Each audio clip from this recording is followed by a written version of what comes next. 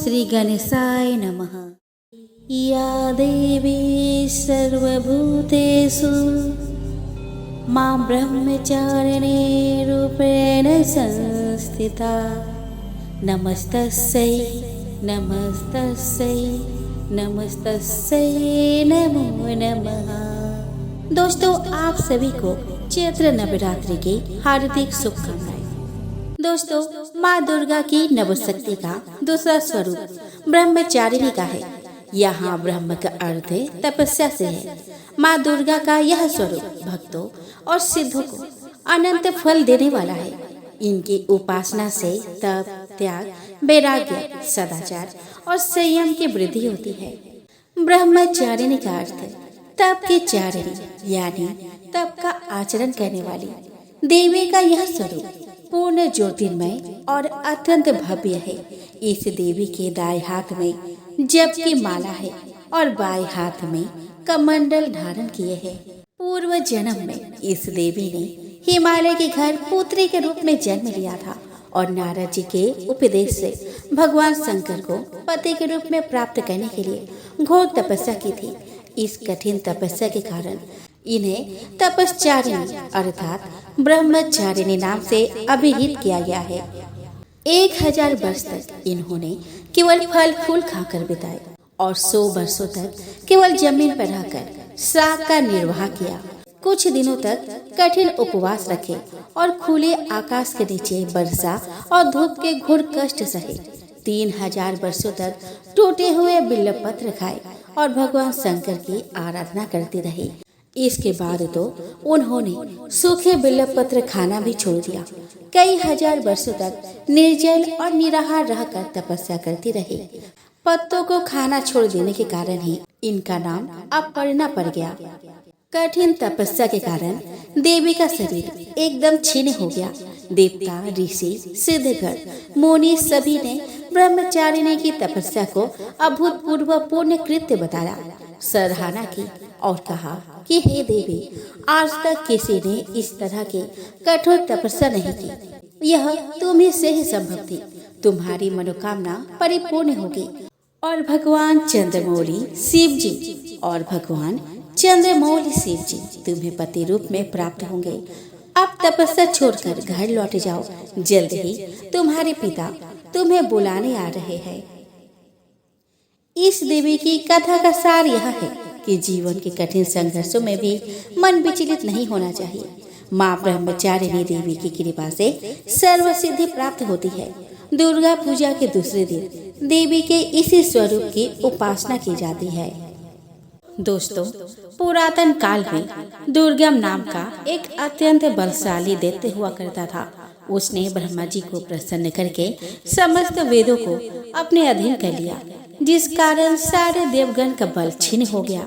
इस घटना के उपरांत दुर्गम ने स्वर्ग पर आक्रमण कर उसे जीत लिया और तब समस्त देवगण एकत्रित हुए और उन्होंने देवी माँ भगवती का आह्वान किया। फिर देवगण ने उन्हें अपनी व्यथा सुनाई। तब माँ भगवती ने समस्त देवगण को दैत्य दुर्गम के प्रकोप से मुक्ति दिलाने का आश्वासन दिया। माँ भगवती ने दुर्गम का अंत करने का प्रण किया। यह बात जब दुर्गम को पता चली तब उसने स्वर्गलोक पर पुनः आक्रमण कर दिया और तब माँ भगवती ने दैत्य दुर्गम की सेना का संहार किया और अंत में दुर्गम को भी मृत्यु लोक पहुँचा दिया। माँ भगवती ने दुर्गम के साथ जब अंतिम युद्ध किया तब उन्होंने भुवनेश्वरी, काली, तारा, छिन्नमस्ता, भैरवी, बगला और दूसरी अन्य महाशक्तियों का आह्वान करके उनकी सहायता से दुर्गम को पराजित किया था। इस भीषण युद्ध में विकट दैत्य दुर्गम को पराजित करके उसका वध करने पर माँ भगवती दुर्गा नाम से प्रख्यात हुई। दोस्तों, देवताओं और राक्षसों के बीच एक बार अत्यंत भीषण युद्ध हुआ। रक्त से सरोवर इस लड़ाई में अंततः देवगण विजयी हुए। जीत के मद में देवगण अभिमान और घमंड से भर गए तथा स्वयं को सर्वोत्तम मानने लगे। देवताओं के इस मिथ्या अभिमान को नष्ट करने हेतु माँ दुर्गा ने तेजपुंज का रूप धारण किया और फिर देवताओं के समक्ष प्रकट हुई। तेजपुंज विराट स्वरूप देखकर समस्त देवगण भयभीत हो उठे और तब सभी देवताओं के राजा इंद्र ने वरुण देव को तेजपुंज का रहस्य जानने के लिए आगे भेजा। तेजपुंज के सामने जाकर वरुण देव अपने शक्तियों का बखान करने लगे और तेजपुंज से उसका परिचय मांगने लगे। तब तेजपुंज ने वरुण देव के सामने एक अधरा सा छोटा सा तिनका रखा और उन्हें कहा कि तुम वास्तव में इतने बलशाली हो जितना तुम खुद का बखान कर रहे हो, तो इस तिनके को उड़ा कर दिखाओ। वरुण देव ने एड़ी चोटी का बल लगा दिया, पर उनसे वो तिनका रत्ती भर भी नहीं हिल पाया और उनका घमंड चूर चूर हो गया। अंत में वह वापस लौटे और उन्होंने वो वास्तविकता इंद्रदेव से कही। इंद्रदेव ने फिर अग्निदेव को भेजा। तेजपुंज ने अग्निदेव से कहा कि अपने बल और पराक्रम से इस तिनके को भस्म करके बताओ। अग्निदेव ने भी इस कार्य को पार लगाने में अपनी समस्त शक्ति झोंक दी, पर कुछ भी नहीं कर पाए। अंत में वह भी सिर झुकाए इंद्रदेव के पास लौट आए। इस तरह एक एक करके समस्त देवता तेजपुंज की चुनौती से परास्त हुए। तब अंत में देवराज इंद्र खुद मैदान में आए, पर उन्हें भी सफलता प्राप्त नहीं हुई। अंत में समस्त देवगण ने तेजपुंज से हार मानकर वहां उनकी आराधना करना शुरू कर दिया। तब तेजपुंज रूप में आई माँ दुर्गा ने अपना वास्तविक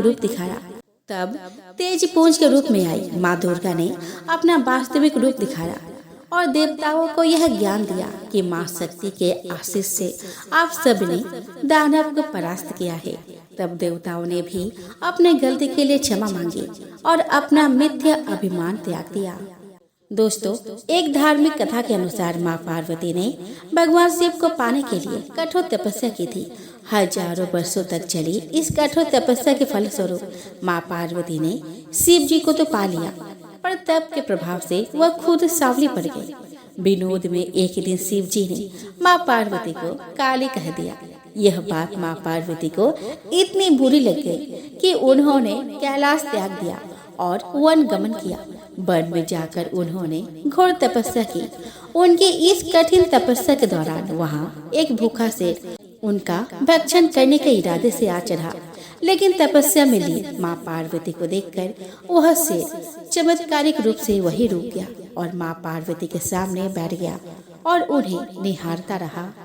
माँ पार्वती ने तो हाथ ले ली थी कि जब तक वह गोरी नहीं हो जाएंगी तब तक तप करते ही रहेगी, और शेर भी भूखा प्यासा उनके सामने बरसों तक बैठा रहा। अंत में शिव जी प्रकट हुए और माँ पार्वती को गोरी होने का वरदान देकर अंतर्ध्यान हो गए। इस प्रसंग के बाद पार्वती माँ गंगा स्नान करने गई।